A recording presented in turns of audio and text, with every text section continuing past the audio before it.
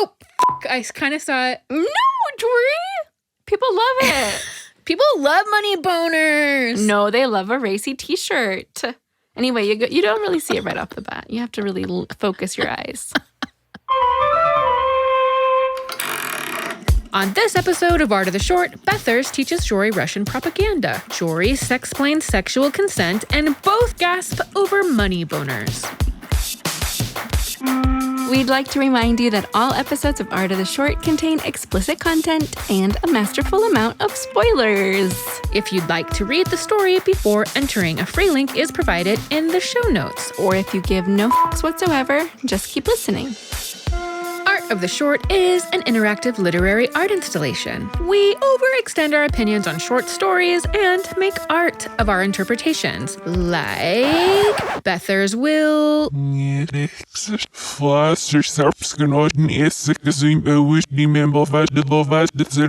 like that.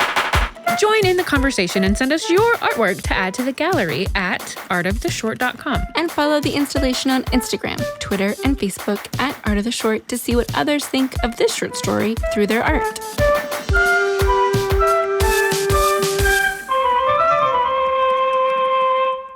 Hi, Jori. Hi, Bethany. Hi. Jori. Hi. How are you? Hi. I'm good. I feel like I missed you this week. Well, I missed you and I texted you this. I said this. I know. I said this over the phone. Over that phone. Right? Didn't I? I say I was thinking about you. How was your art experience this week? My art is simple. Just like your answer. Simple. My art is simple. Yep. I found some Crayolas. Yay. They're making their debut tonight. I love a good Crayola. Yeah. What about you? What'd you get into? I also, I don't know what was wrong with my mouth just then. I also kept it simple. I just feel like I can't express my feelings about my art until we get through the summary and like reflect on the story a little bit. You just want to say you love it. It's your favorite. You're going to print it and hang it above your I bed. just want to say all of those things. I want to say all of those things. Well, this was another one that was meeting your request of having a diverse literature. She's choking. She just No, choked. I mean, I appreciated. We need some diversity. No, totally. Absolutely 100%. This, all I'm saying is it was a tricky one to make art to. And so I really went with just my gut instinct on it. Can't wait. Didn't think about it much further. It was just like First instinct, first pass. my very first feeling. Same. And so I did it. Absolutely same for me. And I don't regret it. Me too. I had one thought and I pursued it. I don't regret it. Good. No regrets. I'm just happy that something was able to come out. That's all. That's all I'm saying. You know what I say? Hashtag YOLO. Oh, no. Is it 2001? Yeah. Yeah. Deuces.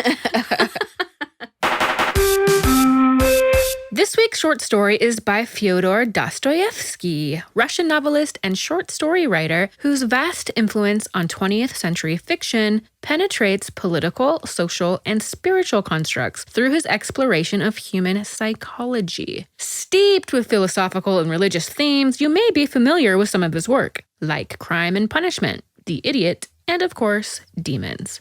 Dostoyevsky has a particular talent for matters of the mind that, quote, lead to insanity, murder, suicide, emotions of humiliation, self-destruction, tyrannical domination, and murderous rage.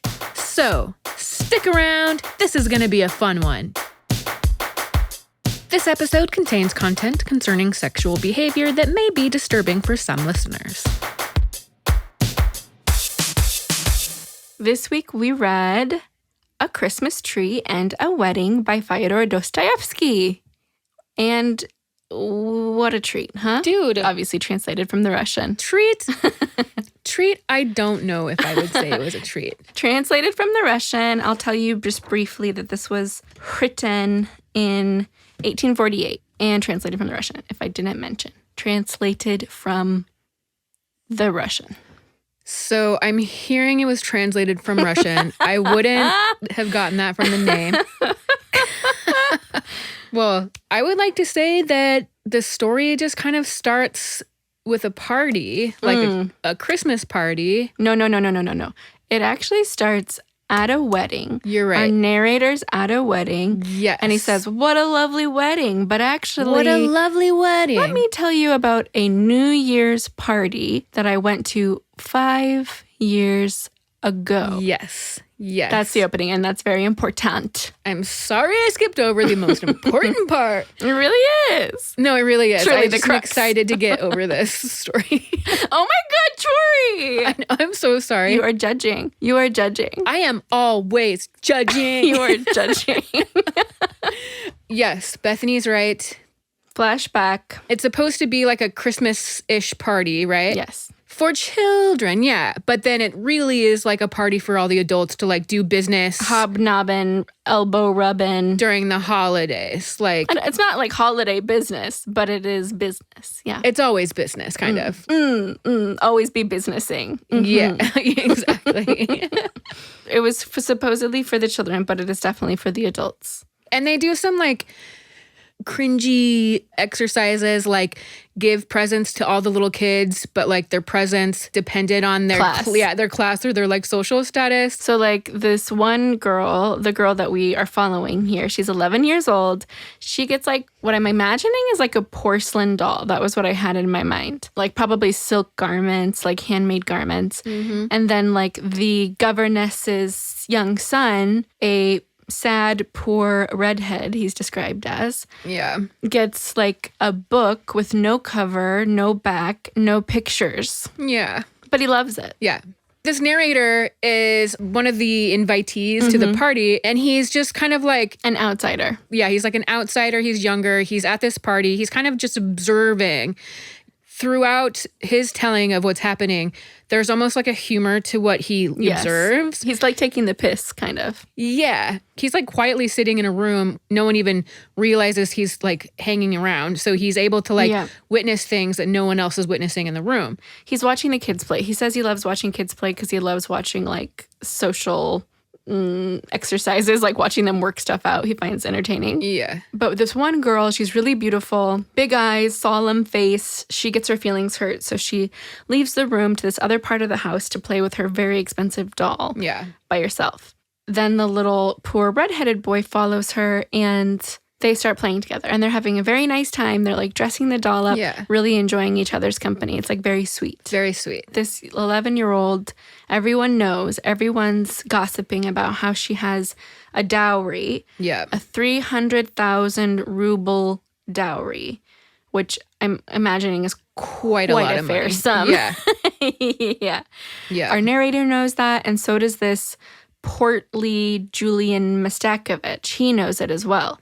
And he's overheard talking to himself, and he's muttering and doing the math and being like, oh, take the 3, carry the 5, over 5 years, the interest, we're going to have 500,000 rubles. Ugh. He comes into this room, thinks he's alone, doesn't see our narrator. Are you feeling creeped out, dear listener, dear reader? You should. Yeah. You should. Because he approaches, looms over her small body. She's a child. She's 11 years old. And starts like kissing her with his face on her head and being like, are you going to love me? Are you going to tell mommy and daddy that you love me? He's a stranger. Yes. So she's like stuttering and crying. The little redhead is like trying to protect her. Yeah. The little boy now knows he's in trouble because he knows his station in life. So he gets really scared because this grown man is yelling at him. So he scutters off, and then the adult man chases him, causes a scene. The little boy hides under a table because he can't get away. Yeah. And Julian starts whipping him with like a tablecloth or something. Yeah. Insanity. Just a reminder, the narrator is in the room with them the whole time. Not stopping anything, just observing. Julian Mastakovich, he's only doing that because he thinks he's alone. He doesn't know he's being observed.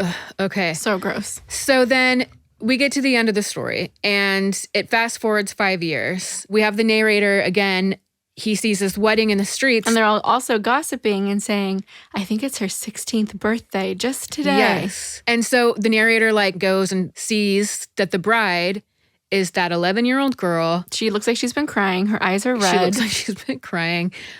And the rich guy gets everything that he wanted. He got to marry her. Yes. The interest played out just as he had imagined. His math was correct. Plus, it says something like all of her belongings and like basically whatever estate that she has is more than that even. And so she's just worth a shit ton of money basically. And the very last sentence is the narrator just saying like, yeah, it was a stroke of good business though. And that's the end of the fucking story after all of that. Yeah. The end. Oh my God. All right. Okay, well, I have a confession. What? At this juncture, which is that... You didn't read the story. I'm just kidding. I read the Cliff Notes. What I thought the story would be was a mess because I found this story from some person who's a professor, and he said that he purposefully makes them read this story every year, even though it's like universally panned as being terrible. My ears perked right up and I said, ooh, tell me more. What about you? What did you think it was going to be? He did Crime and Punishment, right? Yeah. So that's the only thing that I think I began reading. I think we had to read it in high school, right? Yeah, we did. Yeah. And then I didn't even finish it because I dropped out of AP English, I think, while we were reading it. Yeah, because I met and then decided I'd rather hang out with him and not tell my mom that I dropped out of AP English and just went to his house and hung out with him at like 9 in the morning. So cute. So, yeah. So I just thought we were going to get like some sort of moral dilemma that makes you feel... conflicted. Yes. So, yeah. Well, which I think we kind of did get that, but we can get into it. What it was a mess and moralistic. So we were right. We were both right about that. I always thought because we had to read him in high school that he was like renowned as like one of our formative Russian authors. But like people don't love his writing, actually. It was formative in that it inspired a bunch of people, but his writing in and of itself, people don't actually love. And they described it as following. A vision of the chaotic socio-political structure of contemporary Russia. And I was like, well, yes. Like, if that, yes, it is that. I found it so chaotic. Yeah. As I mentioned, like, we don't know who our narrator is. We don't know why they were there or why they had this ability to observe. And we didn't mention in our synopsis that, like, as the whole party stops and they're looking at this grown man whipping this little boy and, like, reprimanding him. Yeah. That our narrator starts laughing in his face. Yeah. Like, who is he? Like, who is he that he's able to do that? And I do find his role as, like, the outsider only to be so he can explain the socio-political leanings of the party.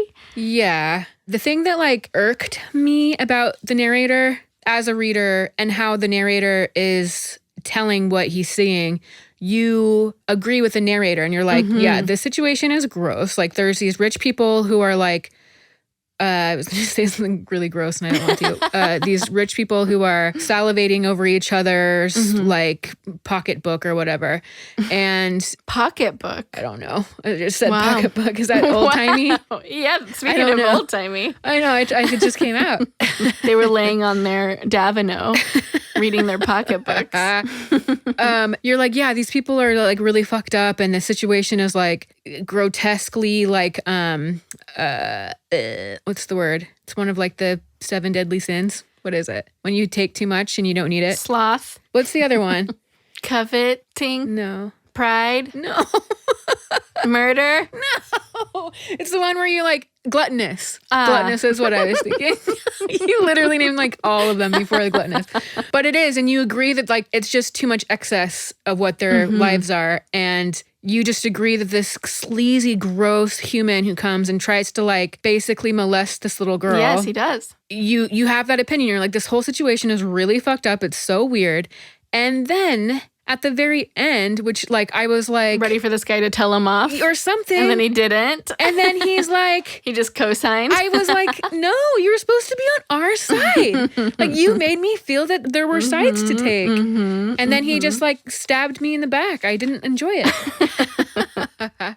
Okay, I have more to say about Julian Mastakovich and what an awful person he is. All right. All right. We do learn also at the end, it's like a hurried finale. The only reason that this rich man was invited to the party is because he is like the admissions counselor. Like he owns a school that they were trying to enroll the little poor redhead in. Oh, that's right. He was literally invited to see if they could enroll him in a school because they really care for their governess and her child. That's right. I forgot about that. And they wanted him to have an education. That's the only reason he was invited. That's right. And he just denies this child an education, like changes the course of his life forever because he was embarrassed at his own bad behavior. Yeah. Ugh, despicable. It is so despicable. Blech. Yuck. Yuck. Yucky yuckers. You fuck is what I say. Yuck, you fuck. Wow. It made me think of a couple things too, because I was like, tell me.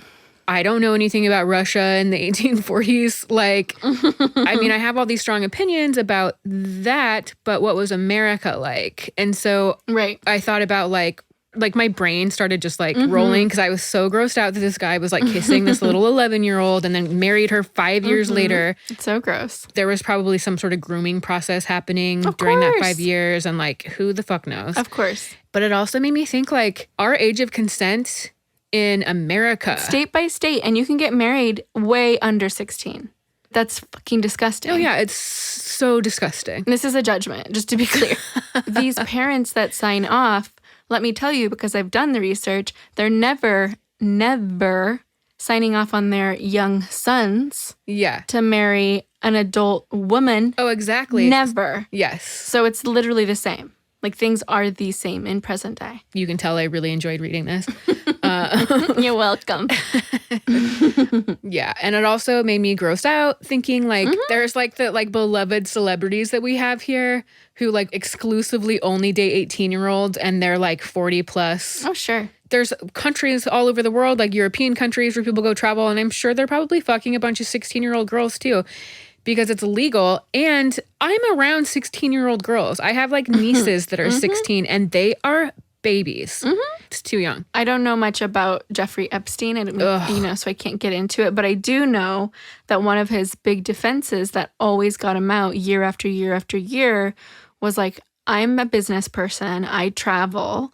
I can't possibly be responsible for knowing one country to one state what the age is. Fucking gross. So, like, you can't hold me accountable for this. Like, that was literally his go-to in present times. So disgusting. Yeah, we really can't be judging Russia for this. No. I was trying not to judge. I was like, whoa, like, America has some shit. We have some fucking shitty-ass history. So let me just look. And in the 1880s, this is 40 years after this story was written in America, the age of consent, now like hold your vomit in because you're going to gross out. Okay. The age of consent was 10 or 12 years old in most states, in most of the states, with the exception of Delaware. Okay, Delaware. Which was 7 years old. Yes. That's in 1880 in America, in the United States of America. Lolies. Can you believe that? I like literally almost threw up all over my computer. Yeah, that's really tough to hear. It's tough. But my only point in saying that is that I'm grossing out about this groomed bride at 16. Oh, yeah, for sure. But that was 1840. It could be a lot worse. Oh, for sure, a lot worse. Like he could have probably married her at 11. Yep. Yep. This was hard. I'd like to tell you a little bit about Dostoyevsky. Okay. Because it's kind of wild, actually. Like, you know how we have banned books? Well, books are the devil, Bethany. So Dostoyevsky was sentenced to death. Really? Sentenced to death for discussing banned books. Wow. Just discussing them. And he was actually moments away from the firing squad. Wow. Like he was on the public stand with the crowd around when someone from the government came and stopped it. Wow. And then they sent him to a no joke. This is like something I feel like is a joke, like a punchline. But he was then sent to a real Siberian prison camp. Jesus Christ. Yeah, I just think that's really intense. Like just for the crime, quote unquote, of talking about the books, not like writing them, distributing them, Sure. whatever, just talking about them. Holy molies. Yeah. And I chose a particularly bad example for us, but this other piece that's famous called Notes from the Underground. It influenced Chekhov, Nietzsche, and Sartre, and was the formation of the emergence of existentialism and Freudianism. So his importance is really not as an author, but it's more in his concepts. Yeah. Well, that's what I was saying in the beginning. Like, I knew we were going to get like an existential kind of like moral dilemma. I would have to say that after reading this, I would probably never read anything of his ever again. So nobody's really pushing for it.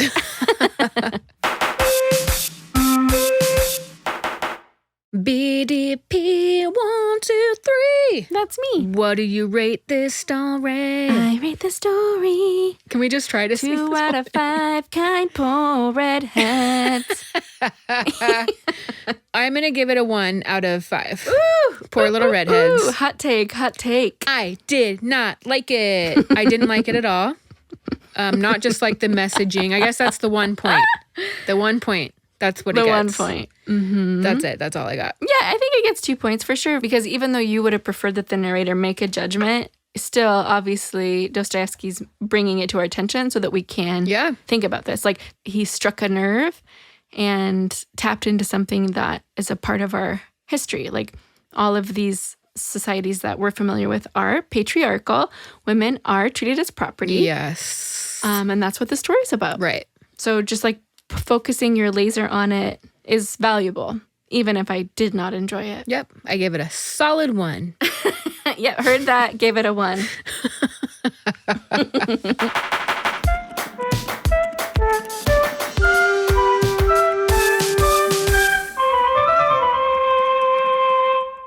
Are you ready to see some simple art? You should look at my simple art first. Okay.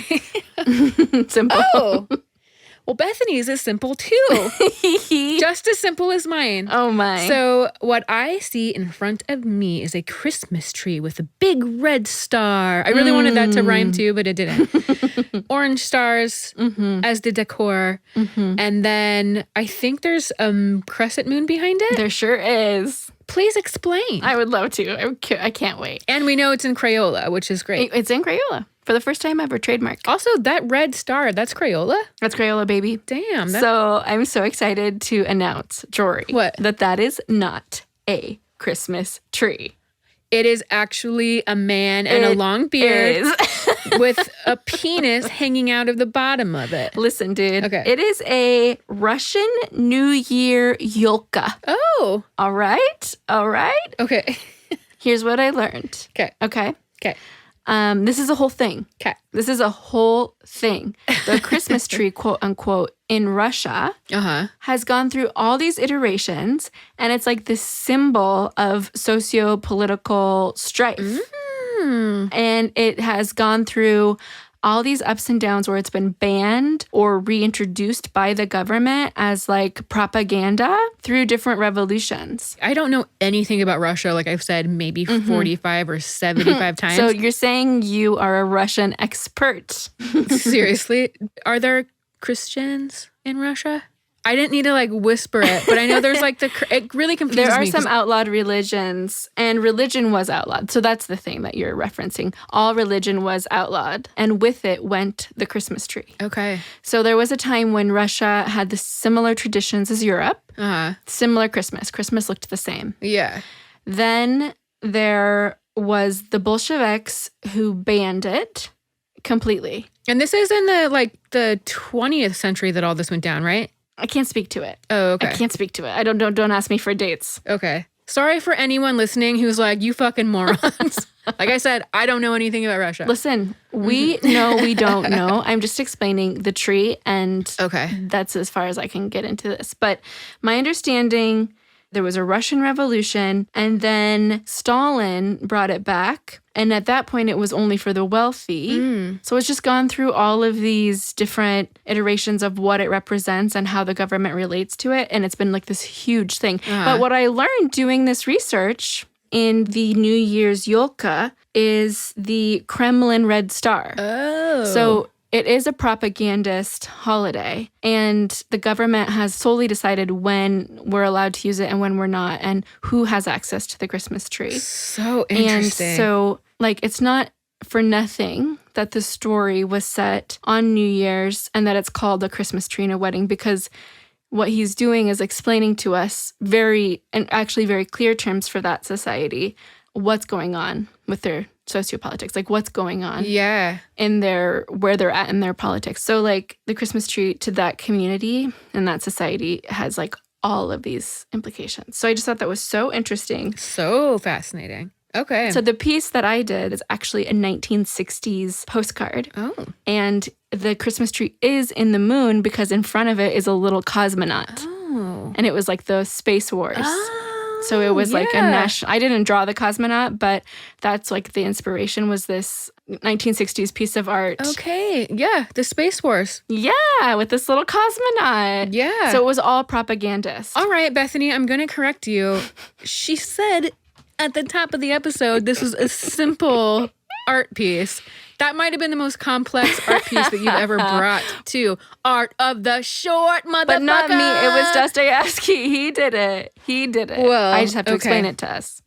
It's just an interesting thing to think about. And thank you for enlightening me. Oh my God, I'm opening your art. I just jumped into it. Okay. I'm looking. Oh my God, did you make this?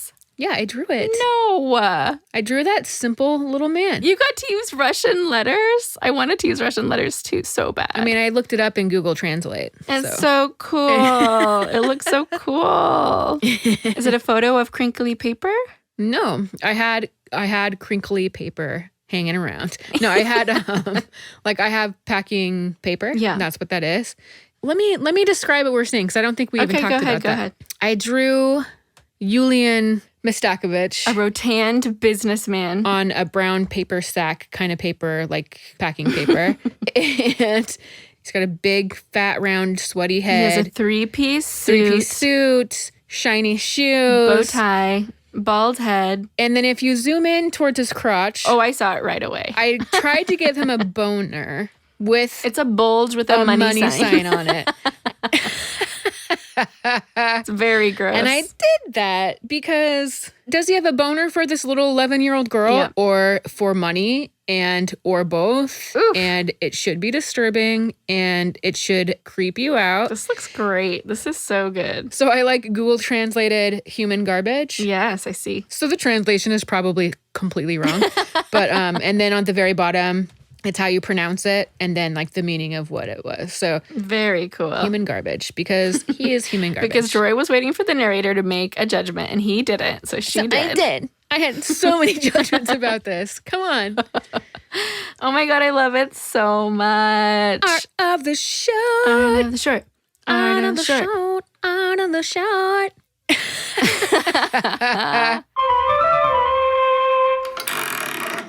On the next episode of Art of the Short, Little Shorties, we'll be reading Hatchling by Lucy Zhang. As always, a free link to this short story is in our show notes for you.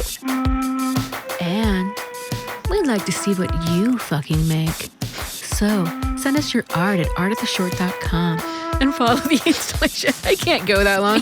Follow us on Instagram, on Twitter, and Facebook at Art of the Short.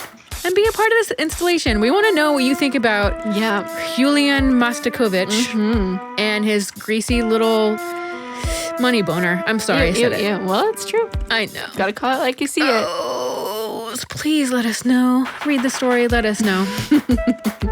Okay, Jori, bye. Bye-bye.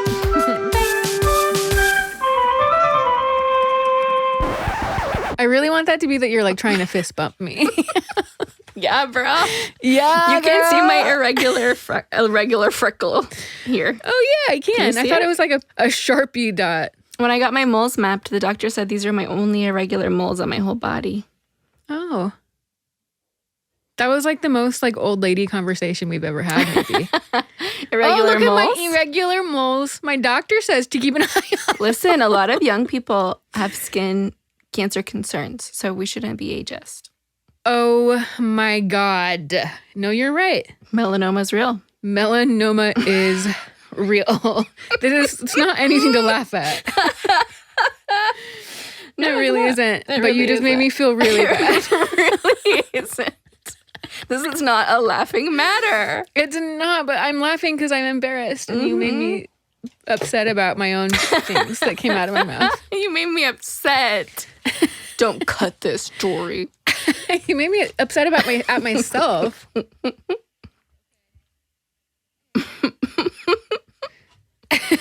still laughing. I'm just still laughing about it. Art is the devil made me do it. Music is Satan, don't express yourself. Just kidding.